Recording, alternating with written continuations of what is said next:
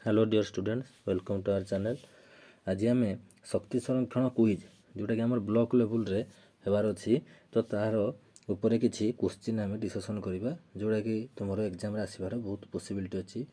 बुझीगला। Fast question कौन कहला, शक्ति संरक्षणकारी उपकरण गुड़िक कौन ह्रास कर साहाय्य करे ना। ऑप्शन है प्रदूषण, विद्युत बिल, सबुज गृह गैस निर्गमन, उपरोक्त समस्त। कहीं तीन जाक आमको कौन करे, प्रदूषण ह्रास करे, विद्युत बिल भी ह्रास करे, सबुज गृह गैस निर्गमन ह्रास करे। से उपरोक्त समस्त हम करेक्ट आंसर। सेकेंड को जावा, सबुज कोठा धारणर मुख्य उद्देश्य कौन।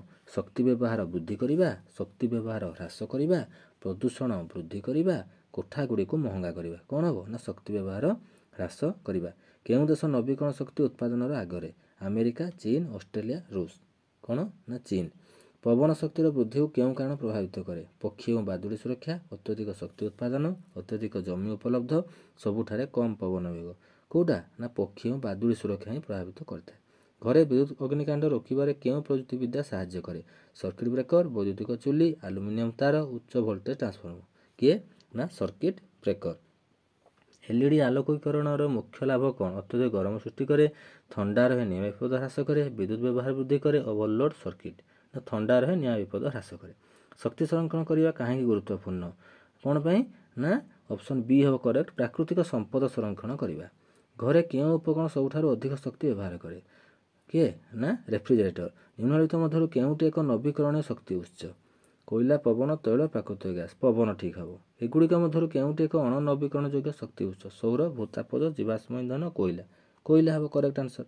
विद्युत आघातर मुकाबला प्रथम पदक्षेप कौन ना, विद्युत उत्सटी को आम कौन करवा, बंद करवा।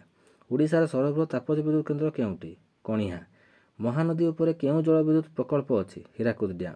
ओडिशारे विद्युत परिवहन केउं संस्था परिचालना करे, ग्रिडको। ओडिशार प्रथम घरोई क्षेत्र तापज विद्युत कौन ना, Jindal steel and power limited JSPL. Kolab नदी उपरे केउं जल विद्युत प्रकल्प अच्छी, ऊपर कोलाब डैम। ओडिशार तापज विद्युत ପାଇଁ प्राथमिक इंधन कौन, कोयला। रेंगाली डैम केउं नदी उपर निर्मित, ब्राह्मणी। ओडिशारे जल विद्युत शक्तिर मुख्य लाभ कौन ना, कम खर्च, नवीकरण शक्ति उच्च दक्षता, उपर समस्त ना तीन जाक हम है उपरोक्त समस्त। सीएफएल संपूर्ण नाम कौन, कंपैक्ट फ्लोरोसेंट लैम्प। एटा मन रखिब। यही 20टी पे पॉसिबिलिटी क्वेश्चन तुम दिखाई गुड़ी पढ़ी जीव आसबार बहुत संभावना अच्छी।